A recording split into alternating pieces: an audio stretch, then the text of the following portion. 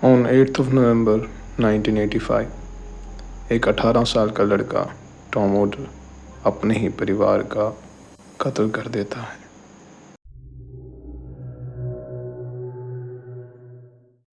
ओडल family में total 6 members थे। Tom के फादर रॉबर्ट, टॉम की मदर कैरोलिन, उसकी बहन रॉबिन और उसके 2 भाई शीन और स्कॉट। टॉम ओडल फैमिली का सबसे बड़ा लड़का था। उसका जन्म दिसंबर 1967 को हुआ। अकॉर्डिंग टू टॉम, उसकी माँ इमोशनली और फिज़िकली अब्यूजिव थी। वो उसे कहीं भी जाने से रोकती, उस पर चीखती, इवन उसे मारती भी थी। लेकिन उसके पिता बिल्कुल अपोजिट थे। वो घर के मामलों में बिल्कुल भी दखल नहीं देते थे। अगर कैरोलिन उस पर चीखती थी या उसे मारती थी तो वो पास में ही खड़े देखते रहते थे, लेकिन कुछ नहीं कहते थे। कैरोलिन का ये बिहेवियर हो सकता है उसके बचपन की वजह से हो, क्योंकि कैरोलिन के फादर भी सेम ऐसे ही उसको ट्रीट करते थे। वो उसे किसी से मिलने नहीं देते थे। अगर वो किसी से मिलती थी तो वो उसे पीटते या फिर उस पर चीखते थे। तो शायद यही एक रीज़न रहा होगा कि कैरोलिन ने भी वही सेम तरीका अडेप्ट किया अपने बच्चों के लिए। अब टॉम बताता है कि जब उसकी बहन रॉबिन पैदा हुई तो कैरोलिन का बिहेवियर काफ़ी चेंज था। वह उसका बहुत अच्छे से ध्यान रखती थी, उसकी बहुत केयर करती थी। लेकिन एक अजीब सी चीज़ थी, वो टॉम को उसके पास जाना अलाउ नहीं करती थी। अगर वो उसके पास जाता भी था या तो वो उसके ऊपर चीखती या फिर उसे पीटती थी। शायद कैरोलिन को लड़कों से नफ़रत थी। शायद उस चीज़ के पीछे का रीज़न उसके फादर रहे होंगे। और आगे टॉम बताता है कि जब उसका भाई शीन पैदा होता है तो कैरोलिन शीन को भी सेम ट्रीटमेंट देती है जैसे उसने टॉम को दिया था। वो उस पर भी ऐसे ही चीखती है, उसे पीटती है, इवन वो उन्हें चेन से बांधती भी थी। टॉम बताता है कि वो हफ्ते में 3 या 4 बार उन्हें चेन से बांधकर घर से चली जाती थी। एक बार शीन ने जब ये बात स्कूल में बता दी थी कि उसकी माँ उसे खाने से रोकती है और उसे चेन से बांध देती है अगर वो खाने के लिए चीज़ें मांगता है तो, क्योंकि शीन की लेट नाइट खाने की आदत थी, तो उससे उसको रोकने के लिए वो उसे चेन से बांध देती थी। लेकिन ऐसा भी नहीं था कि वो ये पहली बार कर रही थी, वो ऐसा ही सेम टॉम के साथ भी कर चुकी थी। तो अब ये सारी की सारी चीज़ें टॉम के अंदर बिल्डअप हो रही थी, जिस वजह से वो काफ़ी सारी परेशानियां खड़ी कर रहा था। जैसे जैसे वो अपने टीनेजेस में आया, उसने ड्रग्स करना शुरू कर दिया। वो हर टाइप के नशे कर रहा था, चाहे शराब हो, चाहे LSD हो, चाहे कोई भी नशा हो जो उसे मिल जाता था, वो हर एक टाइप के नशे करता था। इवन कि वो पड़ोस में चोरियां वगैरह भी करने लग गया था, जिसकी वजह से ओडल फैमिली उससे काफ़ी परेशान थी। सो जब वो 18 साल का हुआ तो उसकी फैमिली ने डिसाइड किया कि या तो वो अपनी हैबिट्स को चेंज करे या फिर वो घर छोड़ के चला जाए। तो इस पर टॉम जो है वो सोचता है कि मैं घर छोड़ने से अच्छा अपनी ही फैमिली के सामने सुसाइड कर लेता हूँ। और 8 नवंबर के दिन वो सुबह सुबह घर से बाहर जाता है और LSD का नशा करके घर वापस आता है। घर वापस आता है तो वो देखता है कि उसके फादर जो हैं वो किचन में बैठे अखबार पढ़ रहे थे।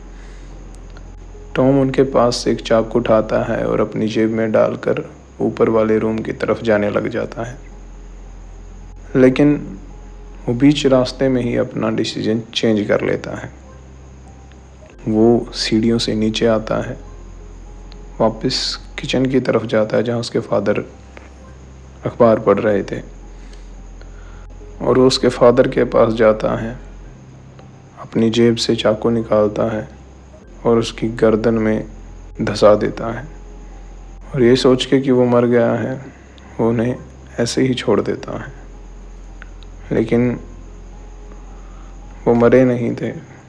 वो हेल्प के लिए जब टेलीफोन की तरफ जा रहे होते हैं तब टॉम दोबारा से चाकू निकालता है और वो उसे बार बार स्टैब करता है जब तक वो मर नहीं जाते। फिर टॉम उनकी डेड बॉडी को उठाता है और घसीटता हुआ ऊपर उन्हीं के बेडरूम में लेके जाता है और बेडरूम में ले जाकर उनकी डेड बॉडी को बाथरूम में फेंक देता है। फिर उसके बाद वो नीचे आता है, अपने हाथ पैर साफ करता है और आराम से कैरोलिन की वेट करता है। और जैसे ही कैरोलिन घर में एंटर करती है, वो बिना टाइम वेस्ट किए चाकू उसकी गर्दन में घोंप देता है और फिर वो उसे घसीटता हुआ ऊपर लेके जाता है और उसी रूम में उसके फादर की डेड बॉडी उसको दिखाता है और उसके बाद फिर उसकी गर्दन काटता है और उसको स्टैब करता है जब तक वो मर नहीं जाती। फिर वो सब कुछ छोड़ के घर से बाहर आ जाता है, अपने फ्रेंड्स के साथ जाता है, चिल करता है, खाना वगैरह खाता है और फिर उसे याद आता है कि हाँ, अब एलिमेंट्री स्कूल का टाइम हो गया है और उसका भाई घर आता ही होगा। उसका भाई स्कॉट जब घर आया तो दीवारों पर लगे खून को देखकर पूछता है कि ये सब क्या हुआ है। तो टॉम उसे बताता है कि कुछ नहीं, बस घर में थोड़ा पेंट वगैरह का काम चल रहा है, वही कर रहे थे। और टॉम उसके पास जाता है, उसके हाथ उसके गले के चारों तरफ लगाता है और उसका गला घोटना शुरू कर देता है। लेकिन वो अकेला गला दबाने से ही सेटिस्फाइड नहीं होता। वो घर में से एक कपड़ा उठाता है, उसकी गर्दन की चारों तरफ उस कपड़े को लपेटता है और फिर उस कपड़े से उसका गला घोंट के उसको भी मार देता है। और फिर वो सेम रिचुअल उसके साथ भी करता है, उसकी डेड बॉडी को उठाता है और ऊपर वाले उस रूम में ही जाकर उसको भी रख देता है। उसके बाद वो देखता है कि अब उसके जो भाई और उसकी जो बहन रोबिन है, उनके भी स्कूल से आने का टाइम हो गया है। तो उसकी माँ की गाड़ी लेके उनको पिक करने के लिए जाता है और घर आने के बाद वो उसके भाई शीन की आंखों पे पट्टी बांधता है और उसे कहता है कि मेरे पास तुम्हारे लिए एक सरप्राइज़ है। ये कह के वो उसे सीढ़ियों में ऊपर की तरफ लेके जाता है जहाँ उसने उसकी फैमिली के दूसरे मेंबर्स को मार रखा था। बेडरूम में एंटर होने के बाद वो उसकी आंखों से पट्टी हटाता है और जैसे ही उसका भाई उस शीन को देखते ही चीखने लगता है तो वो उसी चाकू से उसकी भी गर्दन पर हमला करता है और शीन जो है वो बेहोश होकर गिर जाता है उसी टाइम। और जब टॉम उस रूम से बाहर आ रहा होता है तो उसे अंदर से आवाज़ आती है क्योंकि उसका भाई अभी तक मरा नहीं था। तो वो फिर से अंदर जाता है, उसका गला काटता है और चाकू उसके सर के पार कर देता है। फिर से वो नीचे आता है और वही सेम रिचुअल जो उसने उसके भाई के साथ परफॉर्म किया था, वो सेम चीज़ वो उसकी बहन के साथ भी करता है। उसकी आंखों पर पट्टी बांधता है और उसे कहता है कि मेरे पास तुम्हारे लिए एक सरप्राइज़ है। ये कह के वो उसे भी उसी बेडरूम की तरफ लेके जाता है और जब वो उस कमरे में एंटर होती है तो उसकी आंखों से पट्टी उतार देता है। जो उसकी बहन की आंखों में डर था, उसको देखकर उसे एक अजीब सी खुशी महसूस होती है, जिसके बाद वो सेम उसके साथ भी वैसा ही करता है। वो उसकी गर्दन पे चाकू मारता है, उसका गला काटता है और इस तरीके से वो अपने ही परिवार का मर्डर कर देता है। लेकिन उसके ऊपर इन चीज़ों का कोई इफ़ेक्ट नहीं था कि वो उसकी फैमिली है, उसने ऐसा क्यों किया। वो घर से निकलता है अपने फ्रेंड्स के साथ, फिर से वही पार्टीज़ वगैरह करता है, चिल करता है। उसके ऊपर इन चीज़ों का कोई भी असर नहीं था कि उसने क्या किया है। Then next day on 9th of November, जब रॉबर्ट अपने काम पर नहीं आता कैरोलिन अपने काम पर नहीं आती।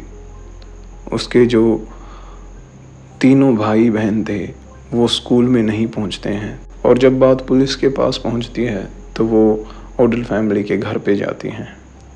वो सारा घर देखते हैं, लेकिन जैसे ही वो ऊपर वाले उसी बेडरूम में जाते हैं तो उनके सामने सब कुछ क्लियर था। लेकिन ओडल फैमिली का एक मेंबर मिसिंग था, उनका बड़ा बेटा टॉम ओडल। और फिर टॉम को ढूंढा गया और विद इन 5 to 6 आवर्स उन्हें टॉम मिल भी गया। और जब टॉम से पूछा गया कि क्या उसने ये सब किया है, तो टॉम ने कहा कि हाँ, मैंने ही ऐसा किया है। उसके बाद टॉम के ऊपर ट्रायल चला और उसे गिल्टी पाया गया और उसे लीथल इंजेक्शन से एग्जीक्यूट करने की सज़ा दे दी गई। लेकिन उसके बाद टॉम एक साइकियाट्रिस्ट को फैक्स करता है अपने सारे इंसिडेंट के बारे में, और ये कहता है कि वो जानना चाहता है कि उसने ऐसा क्यों किया, उस टाइम उसकी मेंटल स्टेट क्या थी, उसके पीछे उसका मोटिव क्या रहा होगा। तो इस चीज़ की वजह से दोबारा ट्रायल हुई और 2003 में उसके एग्जीक्यूशन का जो फैसला था उसको लाइफ सेंटेंस में बदल दिया गया।